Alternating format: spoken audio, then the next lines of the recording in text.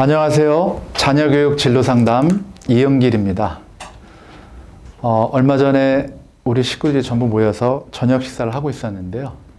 초등학교 5학년 다니는 딸아이가 같은 반 남학생이 이름이 바뀌었다고 놀라면서 이야기를 했습니다. 그동안은 아빠 성을 따라서 이름을 불렀는데 그날부터 엄마 이름, 엄마 성을 써서 이름을 부르게 되었다고 굉장히 놀라워했습니다. 같은 반 아이들이 다 놀라워했지만 아이한테 왜 그런 일이 일어났냐고 물어보는 아이는 없었다고 합니다. 그러나 무슨 일인지 다 아는 눈치라고 말했습니다. 그동안은 두 부모 가정에서 자랐던 아이가 한 부모 가정으로 바뀐 까닭이었습니다. 또 우리 집에요, 조카아이가 한 녀석이 있는데 초등학교 교사를 하고 있습니다. 얼마 전에 만날 기회가 있어서 요즘 초등학교에 혹시 한부모 가정이 얼마나 되는지 한번 물어본 적이 있는데요. 이 아이는 현재 6학년 담임을 하고 있는 아이였습니다. 6학년 자기 반에만 제가 이 대답을 듣고 깜짝 놀랐는데요. 무려 7가정이 한부모 가정이라고 이야기를 했습니다. 굉장히 놀라운 일이었죠. 그래서 한번 또 물어보니까 다른 반에도 사정은 마찬가지라고 합니다. 보통 한 반이 한 30여 명이 채 안 되는데 평균적으로 4-5가정이 한부모 가정이라고 이런 이야기를 했습니다. 제가 이제 교육 사업을 하고 있고 또 상담 일을 하다 보니까 우리 큰아이가 이제 대학교 4학년 졸업반인데 또 중학생도 있고요. 좀 늦둥이가 이제 초등학교 5학년인데 가끔 물어봅니다. 그러면 뭐 한 반에 1명, 2명 있을까 말까 했는데 최근에는 굉장히 많은 수가 늘어나는 이런 상황을 보고 있습니다. 오래전부터 이제 자녀교육 진로상담 영상을 보신 부모님 가운데 한부모 가정의 사춘기 자녀에 관해서도 좀 말씀을 해달라는 요청이 있었습니다. 이제 상담을 해오면서도 좀 눈에 띄게 요즘은 좀 자주 한부모 가정을 만나곤 하는데요. 개개인마다 사정이 다르다 보니까 일괄적으로 뭔가 정리해서 말씀드리기가 좀 어려웠습니다. 그런데 좀 안타깝지만 점점 이런 가정이 많다 보니까 한번 준비를 해서 말씀을 드려야 되겠다 싶어서 오늘 이렇게 한번 말씀을 드리게 되었습니다. 아이들이 태어나면서부터 한부모 가정일 수도 있고요. 또 자라면서 또 사춘기가 앞두고 또는 사춘기 과정에서도 이렇게 아이들이 겪게 되는데요. 문제는 아이들이 아직 어리다는 게 문제입니다. 자기 자아 정체성 정립에도 문제가 되고요. 또 성장 과정에서도 너무 많은 아픔과 상처를 주는 일이기 때문에 더욱 안타까운 일입니다. 그래서 오늘은 한부모 가정의 사춘기 자녀 양육법에 대해서 한번 살펴볼까 합니다. 우리 주변에 한부모 가정, 또한 두 부모가 다 없는 가정도 물론 있고요. 또 다 계시지만 구조적으로는 뭐 문제가 안 되지만 심리적으로 한부모 가정이 있는 가정들도 있습니다. 이유는 부모님께서 부모 역할을 못하기 때문이죠. 그래서 구조적이든 심리적이든 이렇게 결손 가정에서 자라는 사춘기 아이들은 어려움을 겪습니다. 물론 한부모 가정이나 또는 결손 가정이라 그래서 다 문제가 있거나 어려움을 겪는다는 것은 아닙니다. 그래서 오늘은 주로 한부모 가정 아이들이 겪는 문제점, 그리고 부모님들이 겪는 어려움, 이런 거에 대해서 한번 함께 살펴볼까 합니다. 첫째로는요, 한부모 가정의 사춘기 자녀가 겪는 문제의 본질적인 원인이 무언가, 그리고 한부모 가정의 사춘기 부모가 겪는 고민, 또 어려움은 어떤 게 있는가, 그리고 과연 한부모 가정에 사춘기 자녀가 있다면 어떤 양육법이 있는지에 관해서 살펴볼까 합니다. 위에서 말씀드렸듯이 초등학교 5학년 남학생이 어느 날 갑자기 성이 바뀐다. 굉장히 심각한 일이죠. 그죠? 그리고 그 주변의 같은 반 학생들이 그 아이를 어떻게 생각할까 걱정이 됩니다. 뭐 여러 가지 개인적인 사정이 있었기 때문에 그렇게 됐겠죠. 근데 대부분은 뭐 성을 바꾸는 이렇게 흔한 일은 아닙니다만 아무튼 이런 경우에는 아이가 겪게 될 수치심, 불안감이 상당히 크리라고 봅니다. 요즘 초등학생, 중학생, 사춘기 아이들은요, 그 왕따, 은따에 대해서 굉장히 주의를 갖고 경계를 한다고 합니다. 그래서 이처럼 그 아이 신상에 변화가 있는 아이들하고는 좀 경계를 한다고 할까요? 본의 아니게. 왜냐하면 그 나하고 틀리다고 생각하는 아이와 가깝게 지나면 피해를 입을까 이런 걱정을 한다고 합니다. 사실 틀린 게 아니라 다른 거죠, 그죠? 그런데 아이들은 아직 어리기 때문에 다른 것과 틀린 것을 구별할 수 없어서 이렇게 아이가 그렇지 않아도 개인적으로 힘든 일을 겪고 있는데 또 주변 아이들로부터 이렇게 어려움을 당하다 보면 아이가 겪는 그런 외로움, 뭐 고통스러움 이런 일들이 점점 좀 심해지지 않을까 이렇게 걱정이 됩니다. 아이들이 학교에 가면요 주로 어떤 이야기를 할까 이렇게 궁금해하죠. 그러니까 저도 좀 알아보고 있는데 의외로 부모님에 관한 이야기를 많이 한다고 합니다. 부모님의 직업, 경제 상황, 이런 것도 물어본대요. 보통은 이제 뭐 그 이벤트 또는 부모님들하고의 어떤 그 요즘 돌아가는 이야기, 뭐 친구 이야기 이런 것도 많이 하는데 부모님이 이렇게 민감한 부분들도 아이들은 많이 한다고 합니다. 그래서 이런 이야기들을 하다가 이렇게 나하고 좀 다른 아이들 또 친한 아이들은 물어볼 수 없잖아요. 그죠? 그러다 보니까 점점점 아이들이 힘들어지거나 고립이 된다고 할까요? 이런 경우들이 생길 수 있습니다. 이혼을 생각하는 위기 가정이나 또는 이미 한부모 가정이 되면 사춘기 자녀의 갈등은 배가 되기 쉽습니다. 가정적인 분위기가 그 불안과 긴장의 연속이 되면 아이들은 본능적으로 공격적으로 변하게 됩니다. 점점점 자기 방어를 하게 되고요. 또 공격성이 극대화되다 보니까 그 자신을 지키려고 하는 수단이죠, 이런 것들이. 그래서 비현실적인 생각도 하게 되고 과잉적으로 행동하게 돼서 현재의 불안과 위기를 타파해 보려고 점점 거칠어지거나 이와는 반대로 무기력감을 느끼는 경우도 있습니다. 본론으로 들어가기 전에 오늘 이 영상을 보시는 가정의 아이들 또는 부모님들, 한부모 가정이 되신 부모님들이 너무 외롭지 않았으면 좋겠다. 너무 괴롭지 않았으면 좋겠다. 이런 마음이 먼저 들었습니다. 그리고 본의 아니게 또 아픈 뭐 상처 또 그런 통증들을 또 이렇게 상기시키지 않을까 이런 염려도 됩니다. 이렇게 위기 가정이나 한부모 가정이 된 아이들을 보면 대체로 다 자기를 보호해야 되잖아요, 아이들은. 그러다 보면 누구도 모르는 자신만의 벽을 쌓게 됩니다. 마음의 벽이죠. 그래서 점점 그 아픔이 심해질수록 또 고립감이 심해질수록 이 벽 높이가 높아지는 이러한 일들이 생깁니다. 쿨하게 지나가려고 하겠죠, 아이들이. 남들한테 표시 안 나고. 근데 아이들이 그런 얘기를 하진 않을 거예요. 근데 속으로 자기 내면에서는 이런 얘기가 들릴 거예요. 왜 너는 아빠랑 안 살아? 왜 너는 엄마랑 안 살아? 이런 내면의 소리를 매일같이 들으면서 학교를 가거나 또는 학원을 가거나 또래 아이들을 만나게 될 것 같아요. 그래서 이런 무언의 그 압박이 점점 아이들을 힘들게 하는 그런 일이 됩니다. 한부모 가정의 사춘기 자녀가 겪는 가장 근본적인 그 힘든 이유는 뭐냐면 수치심입니다. 수치심. 인간이 겪는 가장 마음의 의식의 어두운 면이죠. 수치심.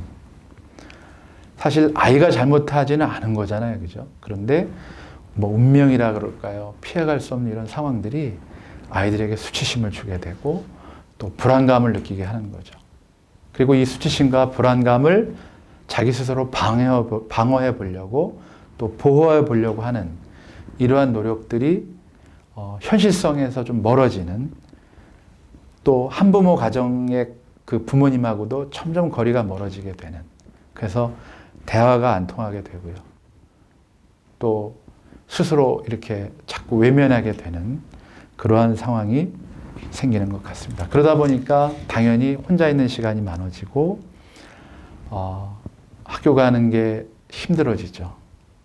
그렇게 노출하기 어렵게 되니까. 그리고 공부는 뒤로 한 채 게임에만 몰두하는, 뭐 당연한 결과라고 생각이 됩니다. 그래서 한부모 가정의 아이들은 이렇게 수치심과 불안감, 공격 성향이 강해지고 또 자기 보호하려고 하는 성향이 강해지다 보니까 무의식 속에 나는 불행하다, 나는 운이 없다, 불운하다, 또 스스로 자책하게 되고, 또 어느 날 갑자기 좀 사라지고 싶은 충동, 또 반항, 짜증, 우울 같은 상한 감정들이 이렇게 찾아오게 됩니다. 아이들이 이렇게 힘들죠. 그러면 한부모 가정의 부모는 힘이 안 들까요? 역시 힘들죠. 그 헤어지는 과정에서 찾아오는 배우자에 대한 상대적인 배신감, 또 자괴감, 이것만으로도 힘든데 또 자녀하고의 관계에서 오는 불안감, 두려움은 표현할 수 없죠. 특히 한부모 가정이 되다 보면 그 두 부모가 사춘기 자녀를 양육하는 것도 굉장히 어렵고 힘든 일인데, 과연 혼자서 이 아이를 다른 아이에 비교해서 정말 떨어지지 않게, 부끄러움이 없게 이렇게 성장시킬 수 있을까에 대한 양육에 대한 두려움, 불안감은 정말 가장 큰 고통이라고 할 수 있습니다. 대체로 한부모 가정이 되면요, 부모님들은 경제적인 어려움이 가장 큰 어려움일 수 있고요. 그리고 지금 말씀드렸던 자녀 양육에 관해서 같이 협의하고 상의할 상대가 없다는, 상대 배우자가 없다는 그러한 두려움도 상당히 큽니다. 실질적으로 제가 그동안 상담에서 보면요, 한부모 가장이 엄마인 경우가 상당히 좀 많았어요. 열에 8, 9은 다 엄마가 양육을 하는 경우가 많았고, 또 한두 명은 아빠가 양육하는 집이 많이 있었는데, 뭐 아빠가 키우든 엄마가 키우든 이런 문제는 역시 마찬가지가 아니었나 이렇게 생각이 됩니다. 또 무엇보다도요, 그 사회적 편견이 있죠. 부정적인 인식. 저 집은, 저 가정은 뭐 잘은 몰라도 뭐 굉장히 그 문제가 많았던 가정이야. 또 그 아이가 어떤 아이인지도 모르는데도 아마 그 집 아이는 엄청난 문제가 있을 거야. 이렇게 부정적인 인식을 갖게 됩니다. 이처럼 그 구조적이든 환경적이든 또는 경제적이든 심리적이든 부부가 서로 헤어질 수밖에 없는 상황이 되면, 그 사실 배우자하고는 남남이 될 수 있습니다. 법적인 절차가 그 끝나면, 물론 어렵죠, 힘들죠, 고민이 많이 되고 외롭고 힘든 과정이지만 어떤 면에서 보면 절차 자체가 그렇게 힘들거나 어렵지 않다고 생각이 됩니다.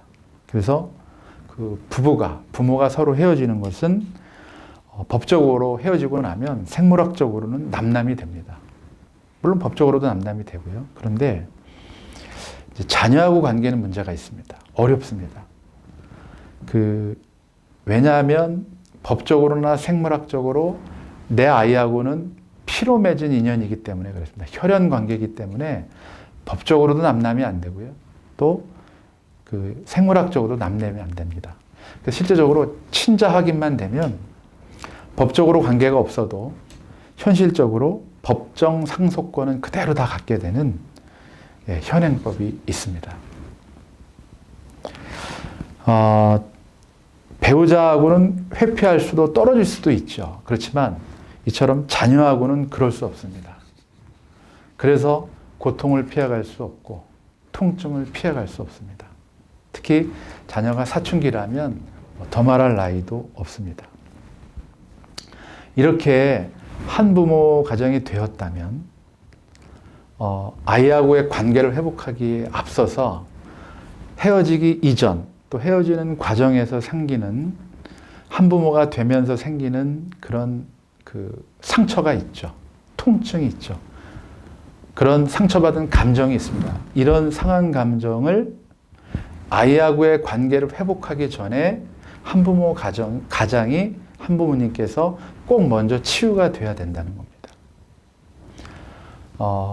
두 부모 가정에서도 마찬가지로 부모가 상처를 많이 받으면 자녀의 관계가 부정적으로 갈 수밖에 없고 상환 관계로 빠질 수밖에 없다고 말씀드린 적이 있는데, 마찬가지로 한부모 가정이라면 뭐 더 말할 필요 없이 그 과정에서 받은 상처와 트라우마와 여러 가지 그 아픔이 있기 때문에 먼저 부모께서 그 상처의 치유를 받아야 됩니다.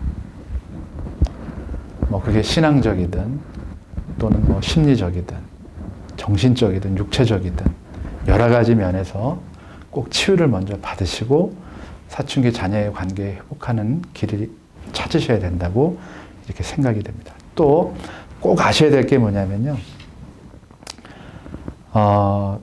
두 가지가 있어요. 첫 번째는 뭐냐면 헤어지기 이전 과정에서부터 벌써 아이들은 상처를 받았다는 거예요. 그리고 헤어지는 과정에서도 그냥 좋게 헤어질 수만은 없잖아요. 상대 배우자에 대한 비판하는 말, 비방하는 말, 원망하는 말, 때로는 자신을 자책했던 말, 이런 모든 그 과정에서 있었던 상황들, 여기서 아이들이 다 못 들은 척 했지만 다 들었다는 거죠. 예. 그래서 이렇게 헤어지는 과정에서 생겼던 이런 상처들을 아이들도 갖고 있다는 거를, 엄마 아빠는 헤어졌지만 아이들은 해결되지 않은 채 품고 있다는 거예요. 이걸 하나 알으셔야 되고, 두 번째는 두 부부 간에 서로 이렇게 갈등과 어려움 가운데서 헤어지는 과정, 이 전후 과정 속에서 아이의 감정과 아이의 욕구는 철저하게 무시됐다는 거예요. 그래서 대체로 이렇게 보면 일방적으로 통보하고 끝나는 경우가 상당히 많았기 때문에 아이들은 이 두 가지 면에서 심리적인 충격과 큰 고통을 겪었다는 것을 부모님들이 꼭 아셔야 됩니다. 아이들이 자존심 때문에 이야기는 안 해도 이런 그 심리적인 배경이 있기 때문에 공부해야지, 학교 가야지, 이런 이야기들이 잘 안 통할 수 있는, 그리고 지금 겪고 있는 그런 문제점의 근본적인 배경들이 여기에 있다는 것을 한부모 가정은 꼭 알고 계셔야 됩니다. 저희 집에 이제 큰딸 아이가 대학교 4학년인데 봉사를 하는 게 있어요. 베이비 시터인데 어떤 아이들을 주로 만나냐면 베이비 박스라고 들어보셨는지 모르겠어요. 아이들이 낳자마자 얼마 안 돼서 이렇게 베이비 박스라고 구조 박스죠. 아이들을 이렇게 거기다가 이렇게 뭐 버린다는 표현이 좀 그렇습니다만 갖다 놓으면 봉사단체에서 이렇게 길러주는, 뭐 일주일에 한두 번씩 가서 이렇게 봉사를 하는데요. 아이가 갔다 오면 많이 우울해하고 슬퍼합니다. 그래서 저도 가끔 이렇게 듣고 있는데 이런 생각을 해봤습니다. 지금 한부모 가정, 결손 가정의 아이들이 심리적으로 베이비 박스에 버려진 상태가 아닐까? 좀 심한 비유 같지만, 그래서 이처럼 아이가, 사춘기 자녀가 심리적 베이비 박스에 버려졌다는 그 좌절감, 예, 이러한 고통까지 가지 않도록 부모님들은 좀 배려를 해야 된다라고 이렇게 좀 생각이 듭니다. 학교에 다니면서 공부를 하는 아이들이나 또는 직장을 다니는 직장인들이나 공부하는 게 마냥 좋지만 또는 돈 버는 일이 그렇게 좋아서라고만 하기는 않잖아요. 그죠? 이런 공부하는 일이나 돈 버는 일은 마음의 힘이 정말 필요한 일입니다. 그런데 이러한 일을 겪고 나서 아이들이 마음의 힘이 다 빠지고 나면 자기가 해야 할 일, 해야만 할 일을 못하게 되죠. 힘이 없으니까. 그래서 그동안 쭉 영상에서도 말씀드렸던 부정적인 또 상한 감정에 처하는 그런 상황에 아주 쉽게 빠질 수 있습니다. 그래서 마음의 힘이 다 빠져서 엄마 모르게 아빠 모르게 혼자 울고 있는 시간이 많지 않나, 고립되어 있는 시간이 많지 않나, 이런 것을 좀 잘 살펴봐야 된다고 생각이 듭니다. 저는 그동안 사랑받는 아이가 1등 진로를 찾는다는 말씀을 자주 드리곤 했습니다. 또 그동안 제가 이렇게 살펴본 바로도 자존감이 높은 아이들이 자신의 진로를 찾는 힘이 좋더라고요. 사랑받는다는 일은 뭐냐면 그 자신의 욕구와 감정을 존중받는 일입니다. 자기의 욕구는 긍정적인 욕구가 있고 부정적인 욕구가 있다고 제가 말씀드린 적이 있는데, 이렇게 한부모 가정에 있는 아이들 중에는 부정적인 욕구를 생떼를 쓸 때가 많이 있을 겁니다. 예. 그것은 어쩌면 부모님을 믿는 거죠. 내가 이렇게 해도 받아주실 거야. 안정감 때문에 그럴 수도 있는데, 본능적인 현상이죠. 그죠? 힘드니까. 하기 싫다, 가기 싫다, 그냥 싫다, 뭐 마음이 안 내킨다, 이렇게 부정적인 욕구들을 본능적으로 표출할 때가 많은데, 이때가 한부모 가정으로서 상호작용을 정말 잘해야 될 때입니다. 그래서 이렇게 한부모가 되신 분들에게 어떻게 사춘기 아이들하고 양육을 제대로 할 수 있을까에 대해서 한 3가지 정도로 정리해서 한번 말씀드려 보겠습니다. 첫째는요, 누구도 비난하거나 원망하지 말아달라는 겁니다. 배우자로부터 엄청난 상처를 받았죠, 그죠? 뭐 여러 가지 면에서 심리적으로, 또 신체적으로, 환경적으로, 뭐 헤어나올 수 없는 자존감의 상처와 고통, 뭐 외로움 많이 받죠. 근데 그런 과정에서 아까도 말씀드렸지만 배우자에 대한 그 비판, 비난, 원망, 이런 말들이 한부모가 돼서도 하게 되죠. 네, 하게 됩니다. 그래서 첫 번째 하셔야 될 거는 아이에게 부정적인 말, 자존심이나 자존감을 상하게 하는 말들은 하지 마셔야 된다는 거예요. 근데 혼자 된 아빠 마음속에 그런 게 있잖아요. 그래서 이런 말을 하지 말고 치유를 먼저 받으셔야 된다는 거죠. 네. 제가 얼마 전에 상담을 할 때 중3 딸아이를 데리고 온 아이가 굉장히 우울감이 심하더라고요. 근데 알아보니까 엄마도 우울증이 있으시더라고요, 엄마가. 그래서 엄마의 우울증이 딸아이에게 그 전이가 되는 걸 제가 직접 본 경우가 있거든요. 한부모 가정이 되면서 이렇게 비난, 원망, 비판, 이런 것들이 우울감으로 빠지게 되고요. 이런 것들이 자연스럽게 아이들한테 전이 될 수 있다는 거예요. 그래서 첫 번째로 꼭 주의하셔야 될 건 뭐냐면, 누구도, 시부모든 친정이든 친가든 뭐 처가든 간에 어떤 누구도 비방하거나 원망하지 말아야 된다는 거. 그거를 딸아이에게, 아들아이에게 전이 되지 않도록 해야 된다는 거. 이게 가장 중요하지 않나 이렇게 생각이 되고, 두 번째는 마음이 급해지죠. 예. 왜냐하면 이제 혼자 됐으니까 책임감이 2배, 3배로 커졌죠. 그러다 보면 이제 서두르게 되고, 뭔가 이제 빨리 뭐 조치를 해야 되는. 근데 제가 이렇게 말씀드리고 싶어요. 서두르지 마시고 조금 기다려 주십시오. 라고 말씀드리고 싶습니다. 한부모 가정이 되는 과정, 또 되고 나면 뭐 태풍이 몰려오는 거죠. 그래서 이성적이든 감성적이든 합리적이든 어떤 생각과 정서적으로도 안전으로부터 자유로울 수 없죠. 불안하죠. 그죠? 네. 상당 부분 피해를 입게 되죠. 그러다 보면 조급하게 되고요. 어떻게 해야 될까? 걱정, 근심이 많아지죠. 그런데 조금 기다리시면, 뭐 결정할 일이 있고 판단할 일이 있으면 조금 태풍이 감정적이든 어떤 이유에서든 이렇게 좀 지나갈 수 있도록, 그래서 조금 고요해진 상태에서 어떤 결정을 내리면 좋지 않겠나. 서두르지 마시고. 어렵죠. 예.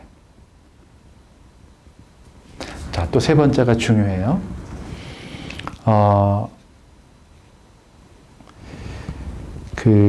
잘잘못을 따지는 일을 이제 좀 멈춰야 되죠. 멈추시고, 이제 내 곁에 있는 아이에게 물어보고 들어야 될 때입니다, 이제. 아이에게 뭐든지, 어떤 일이든지, 헤어진 배우자에 대한 일이든지, 또는 지금 있는 한부모하고 일이든지, 또는 뭐 친가 처가에 대한 일이든지, 친구 일이든지, 공부에 대한 일이든지, 어떤 일이든지 그동안 일방적으로 아이에게 통보식으로 해서 여기까지 왔다 그러면 이제부터는 아이의 이야기를 들어야 될 때입니다. 너 괜찮니? 아이는 아마 너무 조심스럽고 위험해서 자기의 감정을 꾹꾹 숨겨놨을 거예요.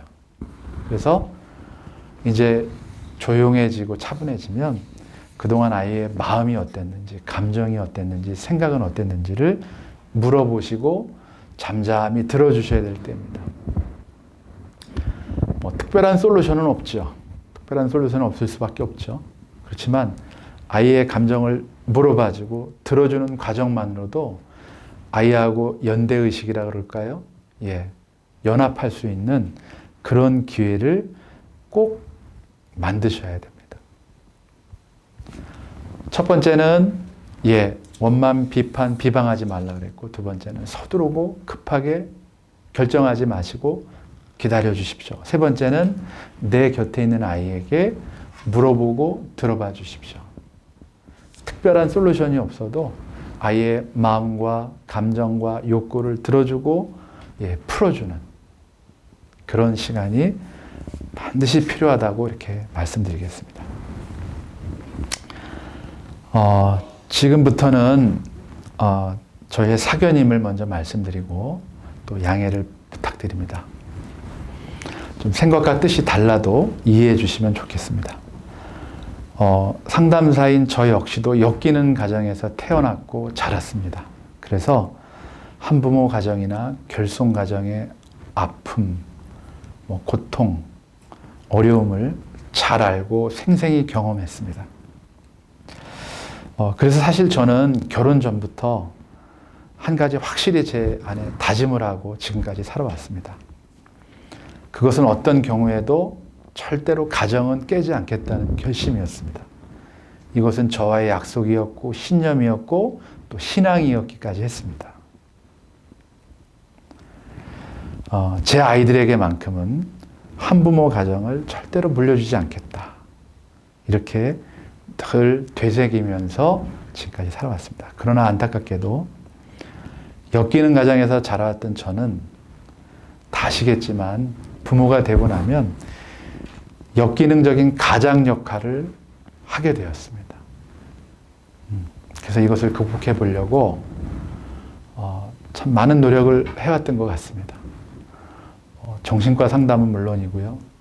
여러 상담실, 부부 코칭, 상담 치료, 단체 프로그램, 이런 공부를 좀 많이 해봤습니다.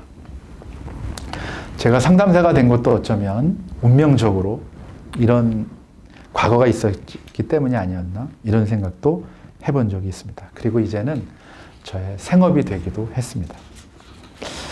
오랫동안 헤매면서 깨달은 것이 있는데요. 제가 5가지 정도 한번 이렇게 말씀드려 볼게요. 첫 번째, 나의 신념만으로는 가정을 지킨다는 것은 어쩌면 불가능한 일일 수 있다. 두 번째, 남은 상처와 아픔 속에서 산 것이 아니라 내 배우자 역시 나만큼이나 상처와 아픔이 있다.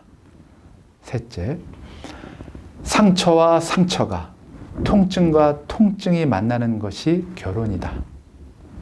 네 번째, 나는 솔직히 사랑이 뭔지 잘 모르고 가족을 사랑할 능력이 없다. 5번째, 결혼이란 사랑해서가 아니라 사랑하기 위해서 선택하는 것이다. 다 제 사견입니다. 예. 양해해 주시고 들어주시면 고맙겠습니다. 그래서 제가 제 아내하고의 갈등이나 다툼이 생길 때마다 이런 말들을 늘 되새겼어요. 서로 틀린 게 아니라 다른 것이고, 안 맞는 게 아니라 못 맞추는 것이다. 왜 다르고 맞추고 힘든 것인가 하면, 다르고 힘든 만큼 사랑의 깊이와 넓이가 큰 것이기 때문이다. 따라서 다른 것을 인정하는 것이 사랑이고, 맞추기 어려운 것을 맞추는 것이 사랑이며, 그 차이만큼이나 더 큰 사랑으로 삶이라는 본질을 배워가는 것이 가정이다. 그래서 지금 그 사랑을 선택해야 하고 나 자신에게 허락해야 한다.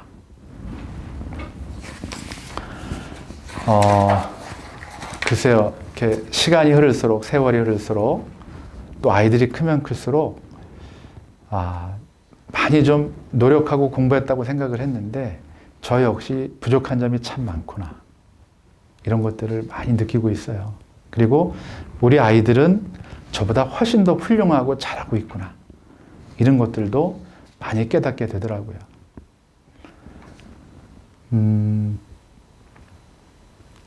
한부모 가정이라는 게 뭐 좋아서 선택했겠어요.